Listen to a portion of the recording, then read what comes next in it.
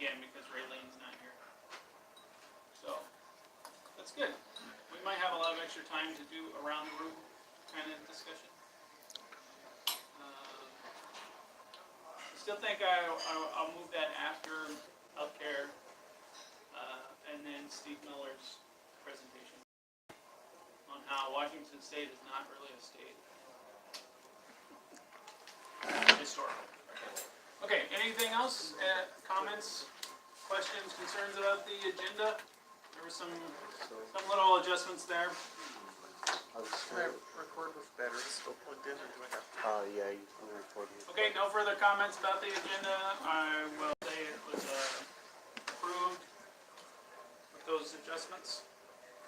And so we'll get started with our first program item of the night, which is Becky Erickson. Okay, you know what I'm going to do? I'm going to kind of mess you up maybe a little bit. Because when I stand and talk, I get nervous, so I'd rather sit and talk. So, my name is Becky Erickson. I am currently the mayor of Paulsville. At the end of this year, I will have been mayor for 9 years. I'm in my third term. And I'm running for position 1, 23rd District legislative seat against Sherry Apple. And I'm doing so without taking campaign contributions. No, I haven't taken campaign contributions since 2007. 2007 was the last money for the campaign. And so it's a word of mouth, kind of a grassroots, scrappy campaign. But I would appreciate you telling everybody about me if you like what you do tonight. Why did I get into politics to begin with? I got into politics because I got mad. And I got really mad. My family farm was an entity in the city of Paulsville, and we were suffering huge pressures in 2007. And what I found out was our codes and regulations inside the city limits of Paulsville had not kept up with the time. And county officials tell us that because of taxation. And so I got mad, and I got very busy, and did my homework. I always try to do my homework. And ended up running for the city council. I was elected in 2008. And I was on the city council for 2 years and a year and a half or so. And I got mad again. This time I got mad over $42 million worth of debt for the housing authority when they didn't have to do it. It was a stupid decision by the Kitsap County Commissioners. And I know I'm being recorded, but I did not agree with the decision then, and I certainly don't agree with it now. And I saw what I consider to be financial imprudence going on all over Kitsap County, and specifically in the city of Paulsville. So I ran for the mayor and I won. And I became mayor in 2010. And now this is 2018, at the end of this year, I'll be doing it for 9 years. And it is a remarkable honor to have that position. Now, why am I running now? Because I got mad again. And there seems to be a pattern. At least I'm consistent.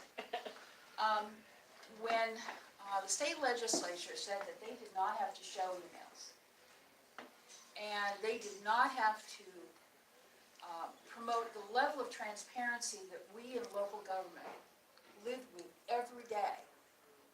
And I had various legislators come to me and say, well, we're not going to give them up. We're not going to give up our emails. And I said, what the heck? What the heck? What are we doing here? Of course you're going to give up your emails. You're going to get sued, and you're going to give your emails up. And even in the face of a lawsuit, they all got together, and over a 24-hour period, the Republicans and the Democrats alike basically tried to change the law so they wouldn't have to give up their emails. Now, every citizen in the state of Washington should be asking themselves right now, what's in those emails? What's in those emails? The other thing they did is they committed a whole series of actions behind closed doors. The state of Washington, the state legislature, has exempted themselves from 3 very important pieces of legislation. The first one is the Public Records Act, which says that you must disclose your records, but with certain, very important ability to redact. You don't want to be talking about rape victims. You do not want overtly medical information. Those kind of redactions are already available in the law. So that's the Public Records Act, but my emails are all open. In fact, before I took office as mayor in 2009, even before I took office, somebody did a public records request and asked for every one of my emails. It took me 6 months to go through them, to figure them out, to make sure that I was doing it right. Because, for instance, when you have communication with an attorney, that's a client privilege conversation, and that is redactable under Washington state law. Okay, so that's the first thing they exempted themselves. I think the most important one they exempted themselves from is the Open Public Meetings Act. Now, I don't know if you're paying attention to what's going on in Seattle City Council right now, but they kind of went behind closed doors there a little bit, and, did a head tax, and then they kind of went behind closed doors again and decided it wasn't a good idea. Now, they're being fined right now for a violation of the Open Public Meetings Act. When the legislative body of a local jurisdiction gets together, and if there is a quorum present, you have to give notice, public notice.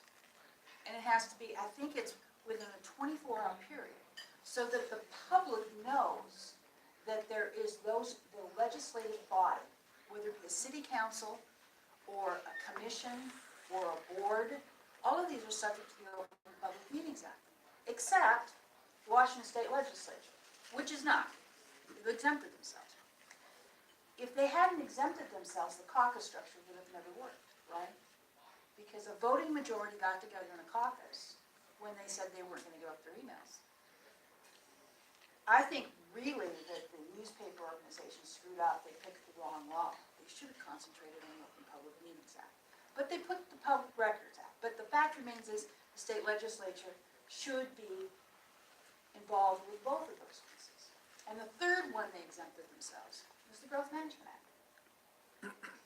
Now, we local jurisdictions, especially in the 7-county area that requires buildable land analysis. This is technical stuff, guys. Buildable lands analysis. We have to plan 6 and 20 years for infrastructure. We need to chart our growth. We need to figure out both how much employment and population we're going to take in our various jurisdictions, whether it be counties or cities. We have to do that. And then we have to plan for it. We have to figure out how we're going to pay for our sewer and our water and our roads. That's part of the Growth Management Act. Now, the reason why we have congestion on state highways, state-owned assets, is the state of Washington doesn't have to plan for that. They just let all heck break loose, like Gorse, like 305, like 104, like the state highways that we have in Kitsap County. And they do not have to plan for, as our community grows, how they're going to improve that infrastructure. So those are the 3 big kahunas, big legislative pieces that need to be either fixed or they need to adopt them themselves. And so I'm really, interestingly enough, I can't find on TVW where the task force that they put together to do the Public Records Act, remember the governor vetoed it. They passed a law that said they were exempt. And then all heck broke loose, and the governor vetoed the law that they passed. So now they said that they would form a task force between the ACLU's on there, a bunch of civil libertarian types, newspapers, and legislators, and they're supposed to be having a task force that's been meeting. I think they've met once to how they're going to figure out how they're going to do the Public Records Act, how they're going to do the emails. You guys all need to watch that very carefully. You lose liberty very quickly when it goes dark. Are you hearing me? Okay? That's why I got mad, and that was the final thing that pushed me over. There was a bunch of other smaller things that have happened lately that I really found troubling. Some of them are pretty technical, but the Public Records Act is something that we all need to protect. Now, sometimes it's a real pain in the butt to do the Public Records Act if you're a local jurisdiction, digging through all those emails, making sure that the redactions are done correctly, going everywhere you can find to get the records to make sure that you do it right. but it is the only thing that keeps us free. It's the only thing that keeps our government honest, in my opinion. And I really begin to wonder why they aren't giving up their emails. What's in those emails? I mean, when it first happened, I thought, because I know Sherry Hamilton, and I know Christine Rollins, and I know Drew Hansen, and I know Jesse Young, and I know Michelle Caldier. I mean, I know these people. I've worked with them. And, Michelle Caldier and Jesse voted against it, right? They said they'd give their emails up. But the North End, the 23, which is where I'm from, all three of them said, no, we won't give up our emails. That's very problematic. So that's why I'm running. I have a huge amount of experience linking state government to local government, because in the city of Paulsbo, I am mayor. I'm what's called a strong mayor. Strong mayor effectively is a city manager. I manage the staff of the city of Paulsbo, and I do manage them. And my long-term background is I have a degree in economics. I have the equivalent of a master's degree in computer science, and I've been managing businesses since I was 19. The first one was a donut shop. I was 19 years old, but I've been being a business manager and executive all of my life. So I'm used to running staffs and managing relatively good-sized organizations. So I understand the relationship, like the financial relationship between state and local government. I understand how it works. I know the laws that need to be fixed. For instance, the Growth Management Act. There's 6 words. There's only 6. If you take out 6 words in that act, we wouldn't have the density and a lot of congestion problems that we have. We wouldn't have the pressures that we have. It's just 6 words.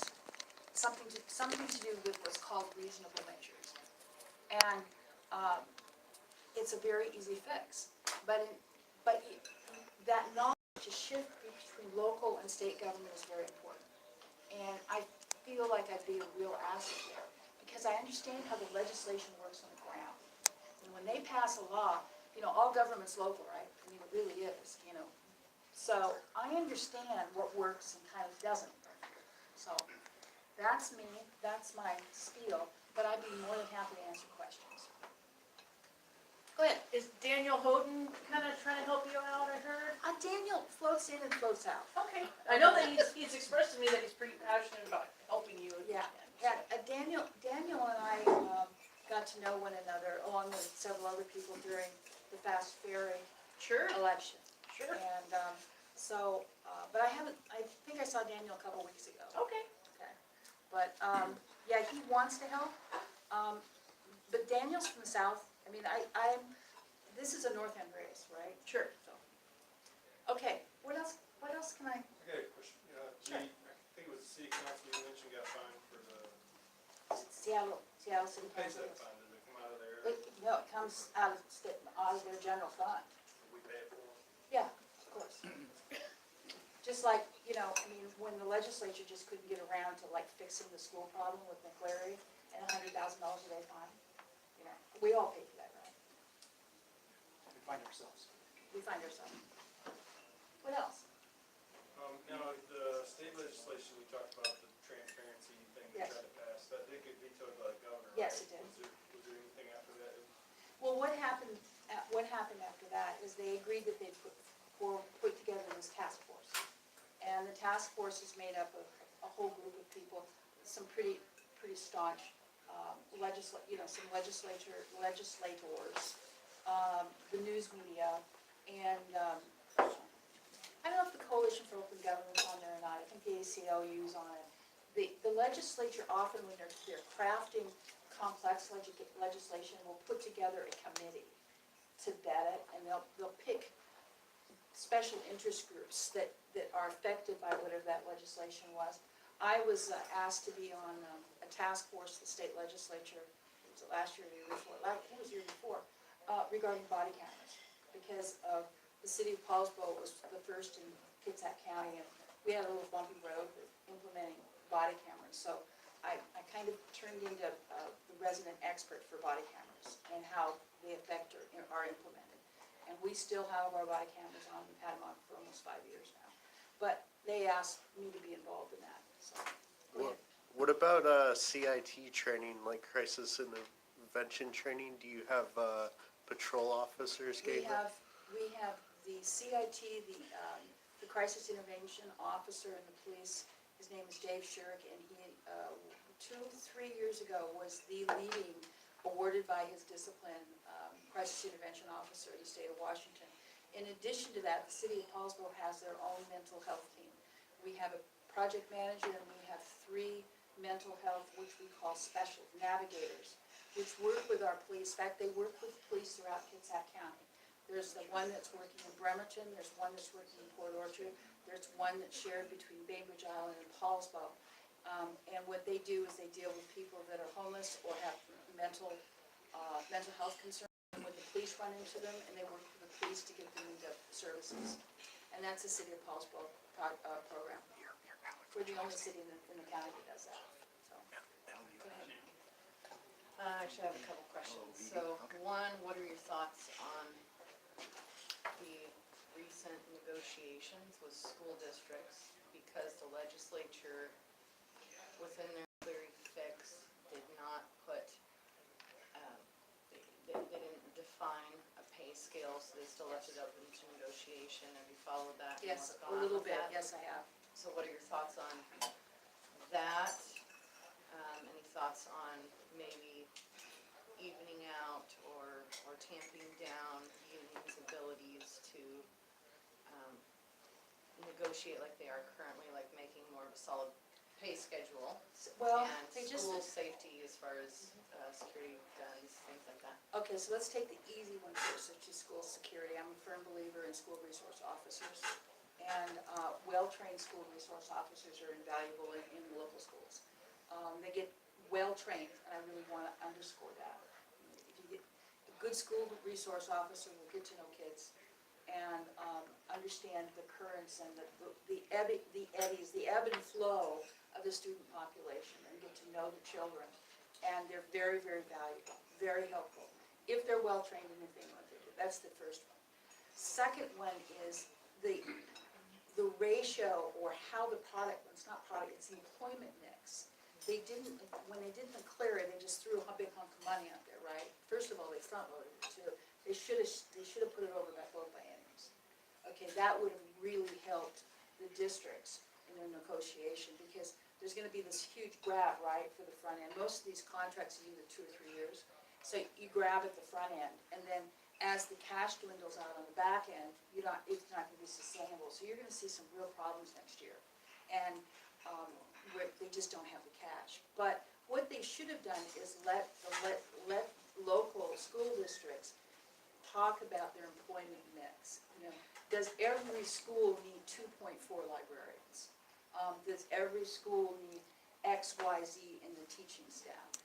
I believe a little more in local control, and that goes with school districts as well. And so they funded it, but they didn't give any flexibility at the local level about how they were really gonna use the money. It was simply gonna go to the education unions. And it's gonna be really tough next year, because that money's gonna go away, and they're not supposed to increase the ability for local districts, okay, I mean, to do local levies, right? And so, next year could be really bumpy, so I'm worried about it. I wouldn't have, I know that people worked really hard for a long, long time in good faith to do the McCleary thing. And it's probably easy for all of us to throw bombs at the back and second guess them. But there would be a few things I definitely would have done differently if I was in the position to influence it. As far as the security at schools, do you think that's something that should be kept as a local decision I- or state mandated? I think it's local, because I think local leadership and local districts have a better understanding of how their schools are operating. I truly believe that. And, you know, why don't we have a statewide school board, for instance? It's kind of like, yikes, right? So, I believe in local control in those kind of decisions. I think some of the school districts could do better with their safety concerns. The city of Paulsville actually put a school resource officer in Kingston, which is in the county. It's completely outside the city. But we're so passionate about getting that school, we agreed to do it. So we had a Paulsville police officer working in Kingston in order to make sure that kids were safe. So, okay, question? So I'm also with the ACLU, and one of their main legislative focuses for next session is abolishing the death penalty. So I'd like to know where you stand on the death penalty.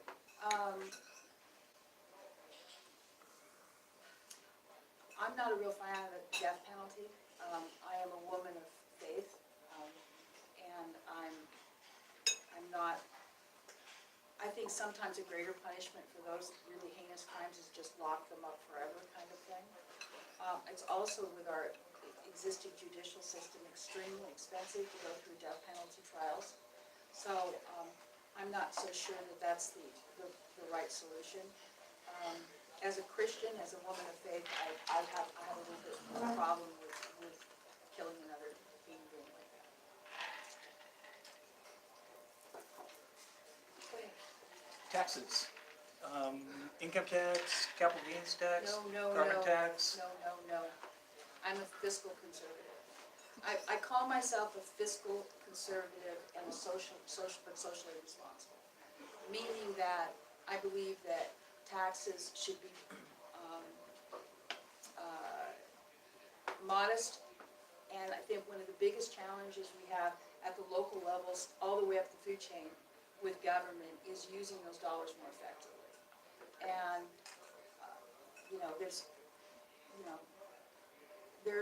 I think there's huge amounts of waste at the state level. I know that when I became a mayor, there was huge amounts of waste at the city level. And I think that we need to have people in elected office that do things rather than plan things. We've got planners, oh my heavens, we've got this strategic plan and that plan and this plan and that plan and plan.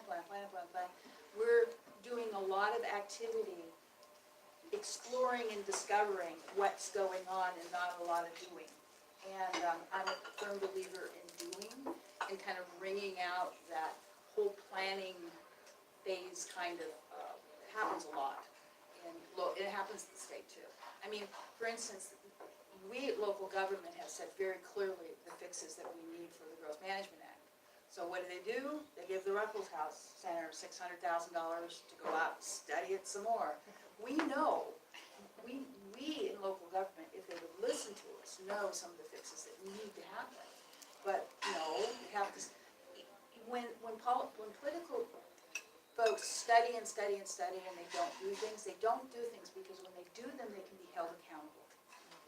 And it frightens them to make hard decisions, and it frightens them to actually do things.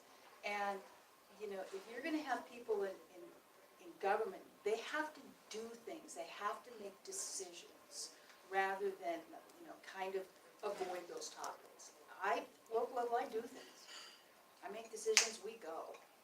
That's what we do. I have a question. I've been thinking about the issues that the fairies have with their long-term planning, and I wanted to go back. You mentioned that we have a biennial budget in the state. How much impact do you think that short-term planning with no long-term total investment planning has on our state coffers? I think we're wasting quite a bit of money on just planning.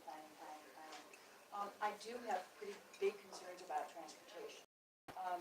I'm the vice chair of the Transportation Policy Board for the Puget Sound Regional Council, and I was the chair of the Finance Committee that did the financing plan for the new 4-county regional plan, okay, which is King, Pierce, Snohomish, and Kitsap County. It's a $200 billion. That's a B number, okay, a $200 billion plan. The problem we have is our gas tax that we pay, it's 49.8 cents per gallon, is dwindling because we've gotten fuel efficient. And that is the main source of cash flows for a lot of our transportation needs. If that becomes what I call unstable, in other words, if people buy more Priuses, okay, it goes down and down and down and down. Most of that money goes for debt service. There's 8.3 cents that actually goes for state highways, etc. The vast majority, I think it's almost 45% of that money is just to pay the credit cards. And there's also a whole series of bonds that have been done, especially for the 520 bridge. They're done with something called Garvey bonds. G-A-R-B-E-E, Garvey bonds. Those bonds are backed by federal highway appropriations coming in the future. That's what's gonna pay those bonds. Now, if something goes sideways and that federal funding doesn't come, then we're on the hook for those. And there was huge cost overruns on the 520 bridge. Okay, so there's a lot of really big transportation challenges because we've had a couple of what's called mega projects not go exactly the way we wanted. We still don't know what the price tag is for 99, Highway 99, the tunnel. You know, that'll be in the courts for some time. And when you're doing these mega projects, these are billion-dollar hits. Okay, now $1 billion is 1,000 millions, guys. I mean, it's a lot of money. And, you know, the whole state biennium budget, the whole kit and caboodle is $105 billion. Okay, every 2 years, that's what it is. That's everything. That's colleges, that's healthcare, that's everything. So you start talking $1 billion here and $1 billion there, that really hurts. And so, back to your question about transportation, there's some big, healthy decisions that are gonna have to be made. And, Sound Transit is pretty much sucking just about all the air out of the room. So, with their bond issue, so, I don't know if I answered or not. Did I answer it? Okay. So, Yeah. So you talked about a lot of different aspects of transparency Yeah. in the Open Public Meeting Act and how the legislature doesn't, they exempt themselves from it so they can have the caucus and then the caucus, whatever majority party is controlling the legislature at the time, can make decisions and then spring them on the other party with no time to react, to even think about what you're voting on, those kind of issues. So, and another related issue, just how votes are taken, how elections are done. So I'm curious as to your thoughts on any kind of election reform that you would make, either inside the legislature or just the way politicians are elected.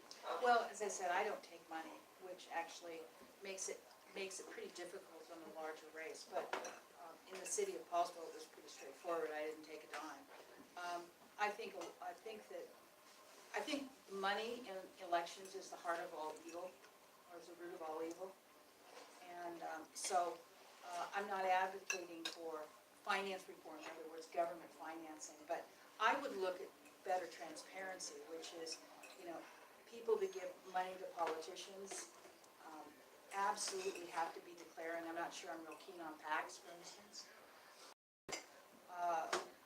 I think the most important thing, though, is the state of Washington did not exempt themselves from the Open Public Meetings Act, they would have no caucus structures. They couldn't legally do it.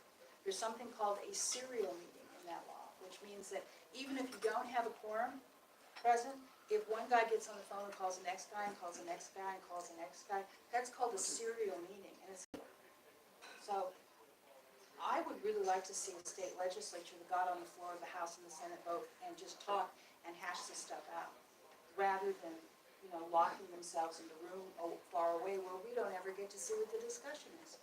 I think that's really, it's tragic, and it needs to stop. I think people that love their state and love their government should be really upset by that. So, with the money aspect and the financing of campaigns, we could maybe talk about this later during the break, but I don't know if you're aware, but there are other types of elections, like ranked choice elections, instant runoff type elections, where money is not a factor anymore. Like, money is only a factor in our elections because we have plurality elections. So I don't know if you had an opinion. No, on I that. don't, and you'll have to excuse my ignorance, I don't know that, so, I'd be more than happy, as I said, I'm always reading, I love to learn, but I don't know that. Okay. Anybody else have a question? Any other changes you'd make in the Growth Management Act? Yeah, a bunch. Yeah, but I don't believe in the hearings board.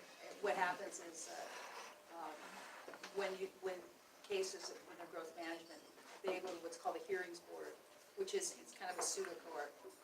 And then what happens is that the hearings board doesn't doesn't go your way, then you sue and you go into Superior Court anyway.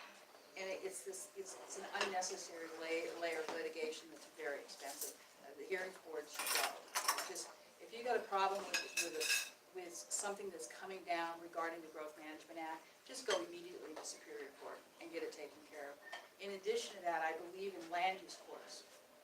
You know, we have specialties of doctors, and we're beginning to have specialty courts. Like we have the vet court, we have the mental health court, we have the drug court. We're beginning to have specialty courts. We really need to have what's called a land use court, because some of the land use laws, some of the legislation, and how land use is done is really specific, and there's certain attorneys that have real expertise, but there's a whole lot that don't. So I'd create a superior land use course system and have the GMA stuff go there. We have got to, we're gonna kill our cities. The Growth Management Act doesn't give a sustainable funding source for county services, and yet it's forcing all the growth into the cities. And before we can say, oh, we're choking, we need more space, we have to go double back down and even look for more ways to shove people into cities. That's why you're starting to lose the single-family neighborhoods in Seattle, for instance. It's going to really hurt our cities. And cities are going to be packed full of people, and the counties are going to be impoverished because there's no revenue there. Because our revenue streams come from sales tax and property tax, right? And all the valuation will be in the cities because that's the only place you could develop and build. Okay, so all the money is going to be in the cities. We're going to be packed with people, and all the sociological problems that come with that, and the counties don't have sustainable revenue sources because they're not supposed to grow. I mean, that's effectively what we've got going on with growth management right now. And in the long run, it isn't going to work. You know, I think a lot of the problems that you're seeing in Seattle right now are directly attributable to the Growth Management Act. And I'm afraid it's going to happen to Paulsbo and Port Orchard and the communities here. I'm afraid the cities are going to get just absolutely just bound up if we don't change it. Can I clarify with you, you're talking about special courts for land, are you talking about administrative courts? No, I'm talking Superior Court. I'm talking a true court like we have Superior Court. The classic is drug court. That's a Superior Court function. And instead of people going to jail, we send them to drug court and they go through remediation, et cetera. That's a specialty court. That's what I'm talking about. I'd like to see a Superior Court that functions for land use decisions. Would you support getting out of so many administrative courts that we Yes. have? I What about will. family law? I see that as an administrative court with county commissioners, not a county, but a court commissioner versus a Superior Court judge. I don't know very much about the family law court. I'll be honest, I don't. But I think there needs to be some judicial reform, I guess is the best way to put it. And I think some of our courts are not functioning well, and we need others that need to be functioning differently. We have a real problem right now with stuff getting pushed down to the local level. In other words, we send bad guys up to felonies, they get reduced charges and push them back down to the local. The municipal court, I don't know if you guys know that, but it's certainly happening. And so, you know, there's some real judicial reforms that need to happen, but unfortunately, you're in the separation of powers land, and, you know, the legislative branch and the executive branch have a rough, tough time dealing with the processes and procedures of courts. And then lastly, is there any reform to Second Amendment to gun laws that you would support? Yes. What would that be? Not reform to the Second Amendment, but I have been saying for a long, long time that I think gun owners should take testing so that they understand. My husband is a gun owner. We have guns in our house. And I lived in Alaska for 6 years where everyone had guns, okay? So, proud Second Amendment supporters. On the other hand, what we have right now is untenable. And so I would like to see an educational program and a licensing program, kind of like when you have a concealed carry permit. You have, you know, you go in, which by the way, you have a concealed carry permit, it doesn't have your picture on it, okay? So you're carrying a gun and a cop pulls you over, and, you know, it would be really nice if that information was on a driver's license, for instance. I'm seeing interplaying with the Department of Licensing when it comes to licensing, so that there's a testing requirement for certain kinds of weapons. Not trying to license the guns because there's too many of them, that's a straw dog, won't work. It's not gonna make it. What It's types of guns we talking about? Well, the definition of an assault rifle in 1639, virtually everyone, a good portion of the guns that we have fit that definition in the back of that law in 1639. So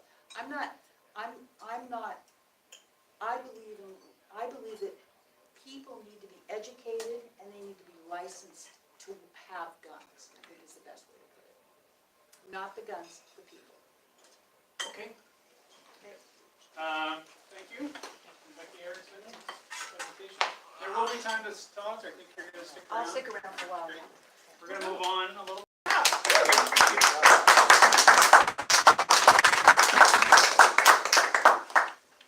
So what I want to do next, for the next portion of our agenda, is to just briefly go around the room and just introduce everybody. There are a couple new faces here. Most people, I'd like you to keep your time to 2 minutes, except Alex, you already got it, you're going to get 5. And we already agreed. You were there. And then I think right after that we'll roll into a break, and then come back for we have 2 more presentations today. But there certainly will be time to continue these side conversations. Talk to Becky; she's going to stick around. So this has been great. All right, so I'll start off. My name is Data Logan. I'm married, 2 kids. I work at the shipyard. I used to be in the military, and I've lived here in the county for 7 years. And joined the party about 2 years ago. And my particular interest is in how do we make decisions that are, and so it's all about voting, it's about elections, and I have a lot of information about that. Maybe I can share. Okay, we'll go around and introduce the officers first, and then we'll talk about that. Steve Ladd, Secretary, a retired city planner, and I'll be giving talk later, so that's enough for me for now. I am Justin. I am acting like the treasurer, and I change interests like people change underwear and socks. But I'm here for you if you need stuff. Bill Johnson, I'm the vice chair. I'm also the Region 3 representative to the state executive committee for LP Walk.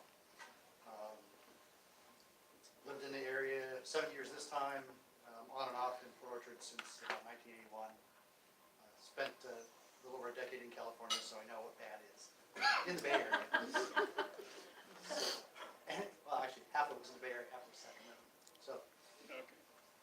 and married, no kids, other than lots of automotive thing kids.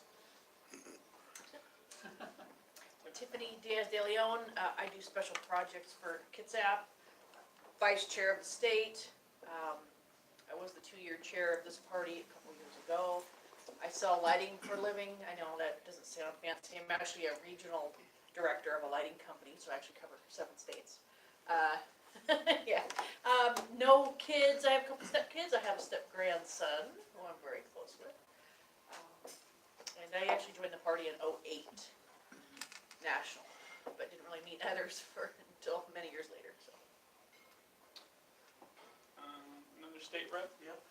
Charles Schaefer, State Party Treasurer. I'm an accountant. I'm also running for Burien City Council out there in King County next year. So, yeah, that's about all. And you ran how many times before for? For City Council, just 1. And I got 17% in the 5-way race, which was pretty good for being a libertarian. Yeah. Go over here. Sure, I'm Dylan Baker, originally from this area, just moved back last year from a 5-year stint in the Midwest for grad school. I have a doctorate in music composition and joined the state party late last year. My biggest issues are ending the wars abroad and the police state. Jeremiah Bell, I joined the party less than a year ago. I'm starting at the shipyard in 2 weeks from today. Just found out on Friday.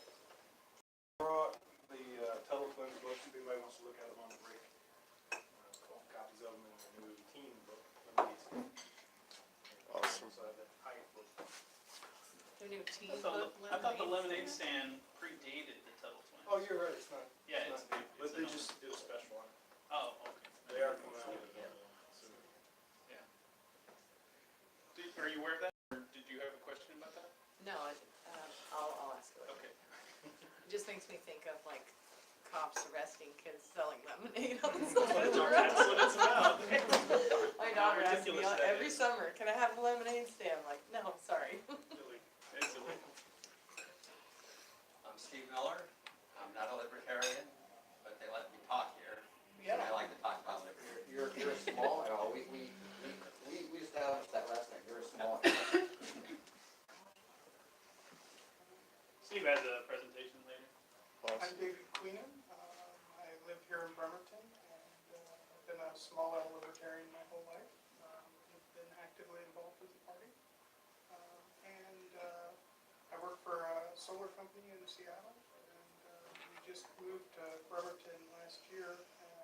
We both grew up here, but we lived abroad for many years. So. Cool. We lived in Israel for 8 years. Member of the state party or national? I was joined. No, you okay. Just visiting. Welcome. My name's Jessica, I'm blind. I also grew up in the area. Never really paid much attention to politics until after I had kids. But I've always been liberty-minded and as opposed to authority here. So I decided to vote libertarian in the presidential election. And when we moved here, I wanted to see what libertarian would do. Welcome. Over to Naomi. I'm gonna be real short. My name's Naomi Evans. I've been here since 2010 in Bremerton, local. And I am an elected school board director for Bremerton, but I'm just here as nobody, just hanging out for the company. I love you all. So I'm here. Hey guys, my name is Mark Wachter. I live in Bremerton, just down the road here. Been lived here for about 3 years. Been a lifelong libertarian. Been a National Party member since probably 1992. Been trying to get involved, and it's nice to be back. I've been out of the country off and on over the last 4 or 5 months, so I haven't seen you guys. Work in corporate America. Back. So, real quick, Mark Kibler moved to Ohio, so there's no Mark 1s or 2s. Oh, okay. Think you're only Mark now? Take one of the Mark 1 positions. Awesome. He just moved. So you took that job? He did. Cool. He's going, I mean, I figured he probably did, but he's outing, so. Doug Damon, been a member of the National Party since 2009, I think. Really interested in things liberty-minded, efficiency-minded, smaller government, no foreign wars. There are a lot of things that just align well with my personal beliefs. Engineering manager at an aerospace company, and the mostly quiet owner of a toy store. He's the janitor. Well, I cause trouble and I vacuum on weekends. Yes. And I'm his wife. We own the Toys Etc. store up in Paulsbo. Took it over 4 years ago. And I'm right now actually looking at growth management stuff to see if I'm impacted by some fees if I expand into a bigger space. So, and, just started tagging along with him to the party. I got sick of listening to me. Yep. Okay, Alex. My name is Alex Love. I've been part of the Libertarian Party since 2016. I lived in King County, actually Kirkland at the time. So I helped Michelle Darnell with her campaign in 2016, and then I helped form the LP of King County in 2017. During Michelle Darnell's campaign, I decided to do like an offshoot run because during the primary, I looked at the guy, the only person that was running in my district, and I realized that he was on it like uncontested. And then I look at his record, he hadn't done anything in at least 3 or 4 years. So I'm all like, okay, I was working at Evergreen Medical Center at the time. So I just decided to run for office, state rep. Got 388 votes without even registering. And then, I stay in Phoenix and I run a libertarian media project called Love for Liberty, as well as one of the Cop Watch channels down there. So, Is this your first Kitsap meeting? yeah. Welcome. Yeah, I've been asked to come hang out by these two right here, so. It's kind of, it's different than other meetings that I've been to. Maricopa is large, but you guys actually have pretty decent you guys have pretty decent amount of people coming out because Maricopa's a huge county, and some months we get probably about as many people as in this room, so I'm actually kind of surprised, and hearing good things from elected officials, and so. Becky, you're running as an independent, Yeah, no party affiliate. as a mayor, I hold an independent position, so it would be pretty hypocritical to tag on to one of the parties. So yes, I'm running as an independent and I'm running with no money, so, it seemed like a good idea at the time. So I'm gonna finish it out. And I'm gonna speak my mind because the things I'm saying are important. And I think everybody should hear it. And somebody needs to hold people accountable, and that's what I'm gonna do. It gets a little uncomfortable at times. I've already had a PDC complaint filed against me. How do you get a PDC complaint filed against you when you don't take any money? How do you tell me that? You get somebody who takes your picture and puts it in some wonky newsletter without your permission, It's like, and hello. they'll file for independent expenditure. It's just, it's pretty nasty out there, so. Just happens. Anyway. Sorry, I didn't mean it. No, that's great. No, that's Great. Okay, unless anybody has something for the group, we're gonna just roll into like a 10-minute break, and we're gonna come back and both Steves have presentations.